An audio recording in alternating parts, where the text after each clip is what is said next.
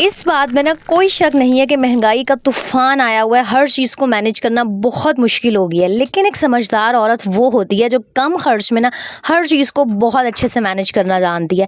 आज मैं आपको बताऊंगी कि किस तरह सिर्फ अपनी घर में पड़ी हुई चीज़ों से ना आप अपने फर्नीचर को ईद से पहले बिल्कुल नया जैसा कर सकते हैं।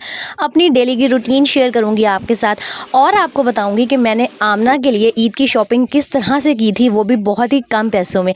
आज का व्लॉग होने वाला है बहुत इन्फॉर्मेटिव, तो आपने करना सिर्फ ये है कि इसको देखना है पूरा। अस्सलाम वालेकुम माय यूट्यूब फैमिली, उम्मीद है जी आप सब ठीक ठाक होंगे। अल्हम्दुलिल्लाह मैं बिल्कुल ठीक हूँ। यहाँ पर जी सुबह का आगाज़ हो गया था और आज मेरा नाश्ता करने को बिल्कुल दिल नहीं जा रहा था, लेकिन मुझे पता था कि अगर मैं नाश्ता नहीं करूँगी ना तो जो पूरा दिन मैंने काम करना है उसकी एनर्जी बिल्कुल नहीं रहेगी। तो फ्रिज में पड़े हुए थे आम, तो मैंने सोचा कि बस लगे हाथों ना मैं फटाफट से आम का मिल्क शेक बना लेती हूँ। तो इस गर्मी में ना अपनी डाइट का ख्याल आप लाजमी रखा करें।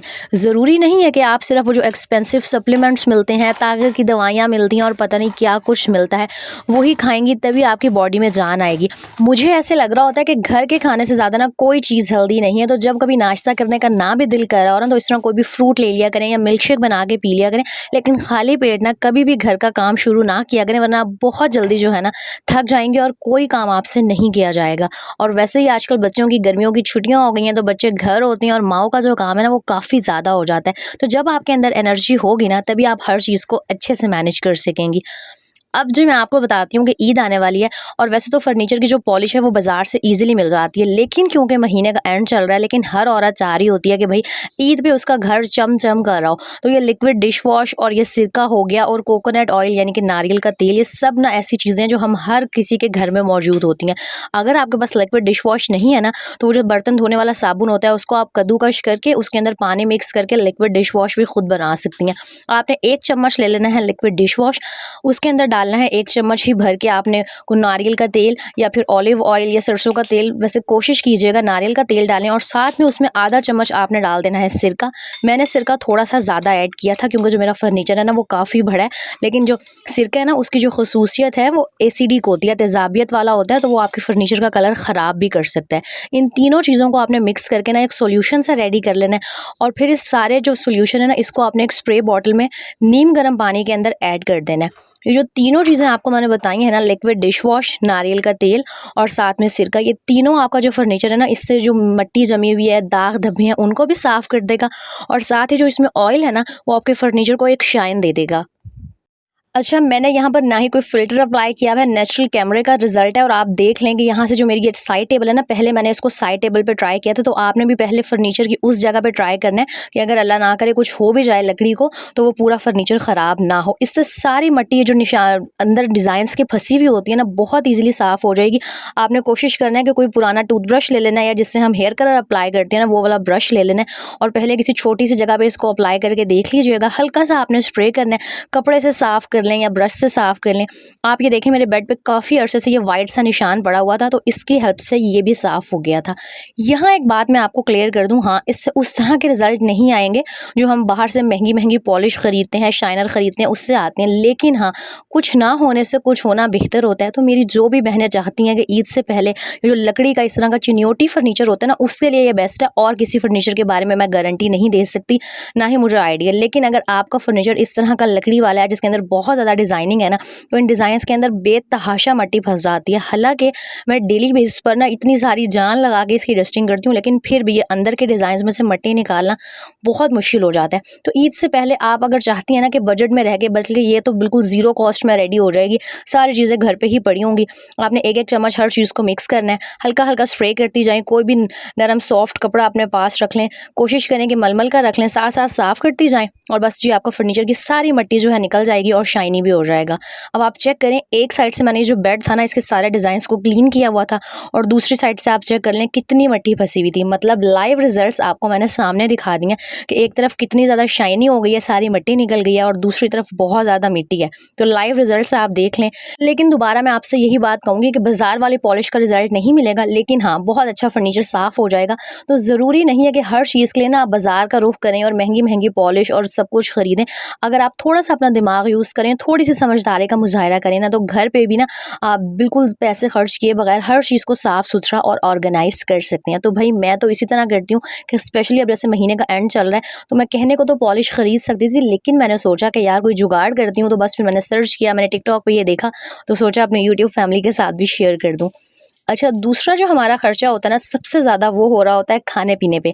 अब खाना-पीना एक ऐसी चीज़ है जो हमने हर हाल में 3 वक़्त की जो रोटी है ना, वो खानी ही खानी है, चाहे इंसान जितनी मर्ज़ी बचत कर ले। तो मैं पता है क्या करती हूँ, मेरी कोशिश ये होती है कि खाना जो इंसान है ना, वो एटलीस्ट इंसान को अच्छा खाना चाहिए, क्योंकि हम पूरा दिन इस रोटी के पीछे ही इतनी ज़्यादा मेहनत कर रहे होते हैं। तो बेशक कम पकाएँ, लेकिन अच्छा पकाएँ और ऐसा पकाएँ कि जो आपकी फैमिली वाले हैं, आप जो है ना, वो पेट भर के ईज़िली खा सकें।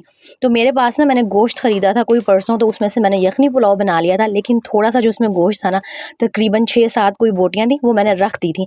तो मैंने सोचा कि हम हस्बैंड-वाइफ को 2 लोगों को तो ये 6-7 बोटियों का सालन भी बहुत रहेगा। तो बस फटाफट से ना मैंने क्विक वाला, झटपट वाला आलू गोश्त रेडी किया था। सब कुछ मैंने कुकर में डाल दिया था, गोश्त, प्याज़, अदरक, लहसुन, टमाटर, पानी, सारे गरम मसाले नहीं, स्पाइसेस, पानी ऐड किया था, सीटी लगा दी थी।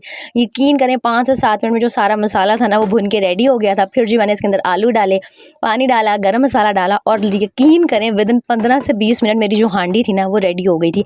और यहाँ मेरे कहने का मकसद हरगिज़ ये नहीं है कि आपने डेली बेस पर गोश्त ही पकाना है, कढ़ाइयाँ ही बनानी है, इस तरह के सालन ही बनाने हैं। आप अपने जो वीक का पूरा मेन्यू है ना, वो डिसाइड कर लिया करें।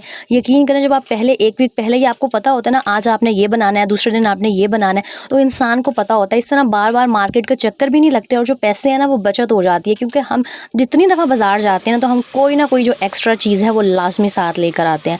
यहाँ मुझे कमेंट करके बताइएगा कि ऐसा होता है या नहीं, कि हम लेने कुछ जाते हैं, लेके कुछ आ जाते हैं। तो कोशिश किया करें कि स्पेशली जो महीने के लास्ट 10 डेज़ है ना, उनमें तो आप मार्केट जाएँ ही ना, क्योंकि ये शायद हमारी औरतों की एक बुरी आदत, कहूँगी बुरी आदत ही होती है कि लेने कुछ जाती हैं, लेके कुछ आ जाती हैं। तो एक तो लिस्ट बना के मार्केट जाया करें और उतने ही पैसे साथ लेके जाया करें जितनी की ना आपको ज़रूरत होती है, वरना मुझे पता है लाज़मी ऐसे होता है कि हम कुछ ना कुछ एक्स्ट्रा लेके आ जाते हैं। और एक और यहाँ पे आपको बात बताती हूँ कि किफ़ायतशारी में, समझदारी में और कंजूस होने में ना एक फ़र्क होता है। तो कोशिश करें कि किफ़ायतशार और समझदार बनें, लेकिन कंजूस ना बनें और साथ ही साथ अल्लाह ताला का शुक्र अदा करना ना भूला करें।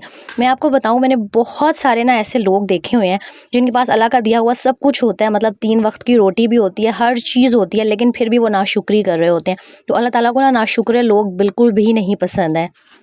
आप सबने भी ना अपने इर्द-गिर्द ऐसे लोगों को देखा होगा कि बज़ाहिर वो देखने में सब कुछ सही होता है, खा-पी भी रहे होते हैं, पहन-ओढ़ भी रहे होते हैं, लेकिन लोगों के आगे वो यही रोना रो रहे होते हैं, जी बहुत महँगाई है, हमारे पास तो कुछ भी नहीं है। कमेंट करके मुझे बताइएगा कि इस तरह के लोग आपने देखे हैं या नहीं? मुझे पूरा यकीन है कि देखे होंगे, क्योंकि मैंने भी देखे हैं। तो प्लीज़ कोशिश करें कि कंजूस ना बनें और बिला वजह के ना नाशुक्री मत किया करें। अल्लाह ताला का फ़रमान है कि जब मेरा बंदा शुक्र अदा करता है ना, तो मैं उसको मज़ीद अता करता हूँ, तो शुक्रगुज़ार लोगों में से बना करें। यहाँ पर जी आज मैंने क्योंकि फ़र्नीचर साफ़ किया था, मैं बहुत थक गई थी, मेरा फ़र्नीचर अच्छा खासा बड़ा सारा है, तो मेरी बाजुओं की ना बस हो गई थी। मैंने फटाफट से 15-20 मिनट लगा के हांडी बनाई, साथ ही रोटियां बना ली और लगे हाथों मेरी मार्बल तो लगा हुआ है, 5-10 मिनट में झाड़ू उठाती हूँ, फूल झाड़ू, और फटाफट से सफाई हो जाती है। तो बस मैंने झटपट वाला आज काम किया था। मैं वही एक बात हमेशा कहती हूँ कि अगर एक औरत चाहे ना, वो अपनी समझदारी से, ये सलीके से सब कुछ मैनेज कर सकती है। टाइम मैनेज भी हो जाता है, बजट मैनेज भी हो जाता है। बात सारी ये है कि इंसान के अंदर ना कुछ करने का, हर चीज़ को मैनेज करने का बस जज्बा होना चाहिए। अक्सर ना हम सब कुछ कर सकते हैं, बस अपनी सुस्ती की वजह से ना हर चीज़ को बस कहते हैं हो जाएगी, कर लेंगे। तो अपनी लाइफ से ना ये वाली चीज़ निकाल दें।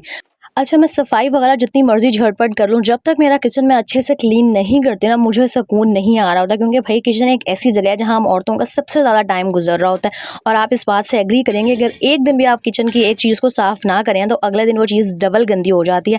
तो इसीलिए कोशिश किया करें कि और कोई काम आप करें ना करें, ये जल्दी-जल्दी भी कर लें, लेकिन जो किचन की सफाई है, चाहे चूल्हा साफ़ करना हो गया, शेल्फ़ साफ़ करना हो गया, और मेरी शेल्फ़ क्योंकि बहुत छोटी है, तो मैं हर दूसरे दिन ना सारा सामान हटाती हूँ, अच्छे से वो स्पंज से साफ़ करती हूँ और फिर ना गीला कपड़ा फेर देती हूँ। इस तरह वो जो कीड़े-मकोड़े हैं, चूंटियाँ हैं, कॉकरोचेज़ हैं, वो भी बहुत कम आते हैं, बल्कि आते ही नहीं है मेरे किचन में।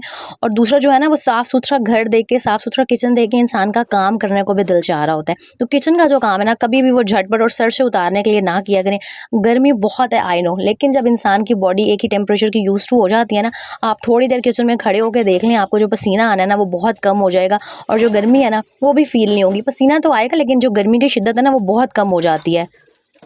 यहाँ पर ना बजट मैनेज करने की एक और टिप शेयर करती हूँ आपसे कि अक्सर मैंने देखा है कि जब हस्बैंड की सैलरी आती है ना तो मेरी बहनें कुछ होती हैं ऐसी कि उनका होता है बस ए भी ले लो तो ओ भी ले लो, जिस चीज़ की ज़रूरत नहीं है ओ भी ले लो। तो आपने ऐसा हरगिज़ नहीं करना, सिर्फ वो चीज़ें ख़रीदा करें जिसकी आपको जेन्युइनली ज़रूरत होती है। और अगर कोई चीज़ अच्छी लग गई है ना तो आपको एक टिप देती हूँ कि कभी भी ना वो ना ख़रीदें, उसी टाइम मत ख़रीदें। 48 घंटे यानी कि 2 दिन वेट करें। अगर 2 दिन वेट करने के बाद भी आपका दिल चाह रहा हो ना कि हाँ वो चीज़ ख़रीदनी है तो फिर बेशक जाके ख़रीद लें। वैसे तो 90% चांस है कि आप 2 दिन में ना उस चीज़ के बारे में भूल जाएँगे। और ये मैं उन चीज़ों की बात कर रही हूँ जिनकी आपको ज़रूरत नहीं होती है। हाँ, जो चीज़ें ज़रूरी हैं, जो ख़रीदनी है वो तो ख़रीदनी ही है। अच्छा, मुझसे ना कमेंट में पूछ रहे थे आप भी आपने आमना की शॉपिंग नहीं की, तो हाँ जी, मैंने आमना की शॉपिंग की थी। ऐसा कैसे हो सकता है कि मैं आमना को भूल जाऊँ? एक ही मेरी छोटी-सी प्यारी-सी बेटी है। लेकिन आमना के कपड़े मैं हमेशा तब खरीदती हूँ जब यहाँ-वहाँ ना सेल्स चल रही होती हैं। मैं इंस्टाग्राम पे, फेसबुक पे ना डिफरेंट ब्रांड्स के पेजेस चेक करती रहती हूँ और जब मुझे पता होता है कि हाँ, सेल लग गई है ना, फिर मैं जाती हूँ। जैसे आजकल चेज़अप पे काफ़ी सारा ऑफ चल रहा है, तो अगर आपकी सिटी में भी चेज़अप है ना तो 7 जून तक उनका ऑफ है। इस तरह ना हर चीज़ के लिए, हर चीज़ की ख़रीदारी के लिए सही वक्त का इंतज़ार लाज़मी किया करें। जिस चीज़ की फ़ौरन ज़रूरत नहीं है ना और आपको पता है कि उस पे सेल लगने वाली है तो हाँ, सेल लगने का वेट करें। इस तरह आप कम पैसों में ना बहुत अच्छी जो शॉपिंग है वो कर सकते हैं। तो मेरा तो यही तरीका है बजट मैनेज करने का कि मैं एक तो जो खाना बनता है ना उसको बिल्कुल भी वेस्ट नहीं करती हूँ। मेरी पूरी कोशिश होती है कि अगर थोड़ी-सी भी चीज़ बच गई है ना तो उसको मैं नेक्स्ट डे किसी न किसी तरीके से यूज़ कर लूँ और बाकी मैं शॉपिंग के लिए सेल्स का वेट करती हूँ।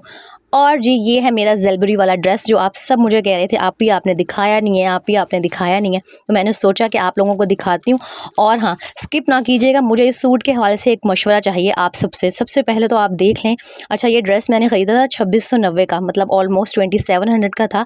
और अगर आप लोकल मार्केट से आजकल लॉन के कपड़े ख़रीदते हैं ना तो वो 2000-2500 से कम नहीं आते हैं। तो मेरा ये वाला माइंडसेट है कि एक दफ़ा ना थोड़े से ज़्यादा पैसे लगा लो और ब्रांड से ख़रीद लो। 2 साल तक ना ही कलर ख़राब होता है और सुकून से ना आपका कपड़ा चल भी जाता है। अच्छा, ये इसकी शर्ट थी और सबसे ज़्यादा इसका खूबसूरत मुझे दुपट्टा लगा था। दुपट्टा बहुत प्यारा था।